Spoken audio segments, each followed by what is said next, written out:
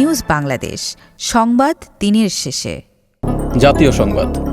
জাতিসংঘ মহাসচিব Antonio Guterres Rohingya ইস্যুতে বাংলাদেশকে জাতিসংঘের সমর্থন অব্যাহত রাখার কথা পুনর্ব্যক্ত করেছেন। আজ সকালে রাজধানীর গুলশানে জাতিসংঘের নতুন ভবনে এক অনুষ্ঠানে বক্তৃতাকালে এ আশ্বাস দেন জাতিসংঘের মহাসচিব। জাতিসংঘ শান্তি মিশনে বাংলাদেশি শান্তিরক্ষীদের অবদানের কথা স্মরণ করে গুতেরেস বলেন, তারা এই ক্ষেত্রে গুরুত্বপূর্ণ ভূমিকা পালন করছে। এ সময় তিনি বাংলাদেশের অন্তর্বর্তীকালীন সরকারের সংস্কার উদ্যোগ নিয়েও আলোচনা করেন। বাংলাদেশ প্রকৌশল বিশ্ববিদ্যালয়ের শিক্ষার্থী আবরার হত্যা মামলায় হাইকোর্টের রায় রবিবার ঘোষণা করবেন হাইকোর্ট। বিচারপতি এ.কে.এম. আসাদুজ্জামান ও বিচারপতি এনায়েত হোসেনের হাইকোর্ট বেঞ্চ রায় ঘোষণার জন্য মামলাটি কার্যতালিকায় এসেছে। বাংলাদেশ ও ভারতের মধ্যে অসম চুক্তি এবং পানি আগ্রাসন নিয়ে সামাজিক মাধ্যম ফেসবুকে স্ট্যাটাসের জেরে বুয়েটের শেরেবাংলা হলের আবাসিক ছাত্র ও তড়িৎ প্রকৌশল বিভাগের দ্বিতীয় বর্ষের শিক্ষার্থী আবরার ফাহাদকে 2019 সালের 6 অক্টোবর রাতে ছাত্রলীগের এক নেতার কক্ষে নৃশংস কায়দায় পিটিয়ে হত্যা করে সংগঠনটির ক্যাডাররা। পরে রাত 3টার দিকে শেরেবাংলা হলের সিঁড়ি থেকে তার মরদেহ উদ্ধার করে পুলিশ। আগামী 5 দিনের মধ্যে দেশে বজ্রসহ বৃষ্টি হতে পারে বলে জানিয়েছে আবহাওয়া অধিদপ্তর। আজ আবহাওয়াবিদ ডক্টর মোহাম্মদ আবুল কালাম মল্লিকের দেওয়া পূর্বাভাসে এ তথ্য জানানো হয়। তিনি জানান, আগামী 24 ঘণ্টায় সিলেট বিভাগের 2-1 জায়গায় অস্থায়ীভাবে দমকা অথবা ঝোড়ো হাওয়া সহ বৃষ্টি অথবা বজ্রসহ বৃষ্টি হতে পারে। এছাড়া দেশের অন্যত্র অস্থায়ীভাবে আংশিক মেঘলা আকাশ সহ আবহাওয়া শুষ্ক থাকতে পারে।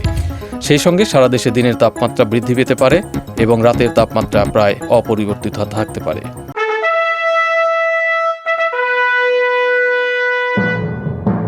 রাজনীতির সংবাদ। অন্তর্বর্তী সরকারের উদ্দেশ্যে বাংলাদেশ জাতীয়তাবাদী দল বিএনপির ভারপ্রাপ্ত চেয়ারম্যান তারেক রহমান বলেছেন, বাংলাদেশের প্রতিটি কোণে প্রত্যেক মা, বোন ও কন্যার নিরাপত্তার জন্য আইন শৃঙ্খলা পরিস্থিতির উল্লেখযোগ্য উন্নতিতে সরকারকে শিগগিরই ব্যবস্থা নিতে হবে। নিজের সামাজিক মাধ্যম ফেসবুক অ্যাকাউন্টে দেয়া এক পোস্টে তিনি এ আহ্বান জানান। বিএনপির ভারপ্রাপ্ত চেয়ারম্যান বলেন, বাংলাদেশে 8 বছর বয়সী এক শিশুর ধর্ষণের পর সামাজিক মাধ্যমে আমাদেরকে সবাইকে দুঃখ, লজ্জা ও শোকার্ত করেছে। দেশের শিশু ও নারীদের কখনোই সহিংসতা, নিপীড়ন ও হয়রানির মুখোমুখি হওয়া উচিত নয়।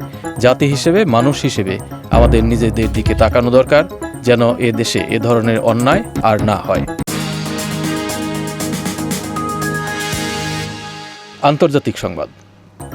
যুক্তরাষ্ট্রে ভ্রমণের ওপর নিষেধাজ্ঞার অংশ হিসেবে 43টি দেশের নাগরিকদের লক্ষ্যবস্তু করার কথা বিবেচনা করছে মার্কিন প্রেসিডেন্ট ডোনাল্ড ট্রাম্পের প্রশাসন। ট্রাম্পের প্রথম মেয়াদে আরোপিত নিষেধাজ্ঞার চেয়ে এটি ব্যাপক হতে পারে বলে জানিয়েছে বিষয়টির সঙ্গে পরিচিত কর্মকর্তারা। মার্কিন সংবাদ মাধ্যম নিউ ইয়র্ক টাইমসের প্রতিবেদন থেকে এ তথ্য জানা গেছে।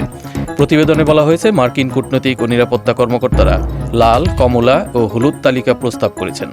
এর মধ্যে লাল তালিকায় থাকা 11টি দেশ হল Afghanistan, Bhutan, Cuba, Iran, Libya, উত্তর Korea, Somalia, Sudan, Syria, Venezuela এবং ইয়েমেন। এসব দেশের নাগরিকদের যুক্তরাষ্ট্রে প্রবেশ সম্পূর্ণভাবে নিষিদ্ধ করা হবে। তথ্য প্রযুক্তির সংবাদ। ভুয়া তথ্যের সন্ধান পেতে কমিউনিটি নোটস চালুর উদ্যোগ নিয়েছে টেক জায়ান্ট মেটা। আগামী 18 মার্চ থেকে ফেসবুক, ইনস্টাগ্রাম ও থ্রেডসে পরীক্ষামূলকভাবে নতুন এ সুবিধা যুক্ত করা হবে। তবে প্রাথমিকভাবে সাধারণ ব্যবহারকারীদের জন্য নোটস প্রকাশ করা হবে না।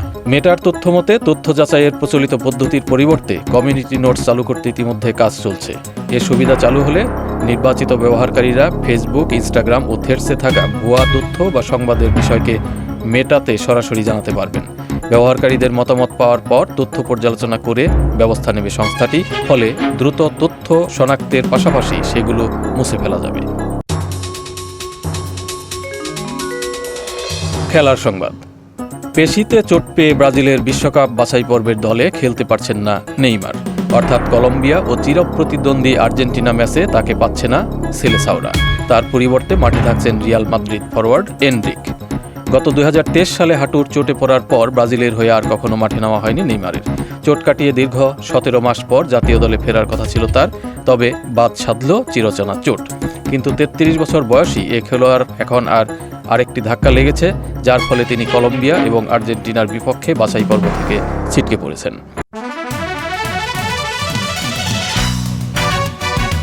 সংস্কৃতি বিনোদন। এবার ঢালিউডের সিনেমায় অভিনয় করছেন পাকিস্তানি মডেল জারা আহমেদ। ফোর্স নামের একটি সিনেমায় যুক্ত হয়েছেন পাকিস্তানের এই মডেল। জানা গেছে আগামী 10 এপ্রিল এফডিসিতে শুটিং শুরু হবে ফোর্সের। এতে জারার বিপরীতে থাকবেন ম্যাক দিদার, বাংলাদেশে 2 সপ্তাহের মতো থাকবেন নায়িকা। কোরবানি ঈদে সিনেমাটি মুক্তির কথা রয়েছে। যারা পাকিস্তানের একজন মডেল ও অভিনেত্রী, মডেলিংয়ের পাশাপাশি তিনি ছোট পর্দায়ও সরব। বেশ কিছু পাকিস্তানি ধারাবাহিকে অভিনয় করেছেন তিনি। টিভি সিরিজগুলোতে যারার অভিনয় দাগ কেটেছে দর্শকদের মনে। এরই মধ্যে দেশটির বড় পর্দায় অভিষেক হয়েছে এই মডেলের। সোলে আসমান নামে একটি সিনেমায়ও নাম লিখিয়েছেন তিনি। দর্শক, এই ছিল আজকের নিউজ বাংলাদেশ সংবাদ দিনের শেষে আয়োজন। দেশ বিদেশের প্রতিদিনের সংবাদ জানতে চোখ রাখুন www.newsbangladesh.com এ। লাইক শেয়ার দিয়ে সঙ্গে থাকুন নিউজ বাংলাদেশের ফেসবুক পেজ ও ইউটিউব চ্যানেলে। ভালো থাকুন, সুস্থ থাকুন। আল্লাহ হাফেজ।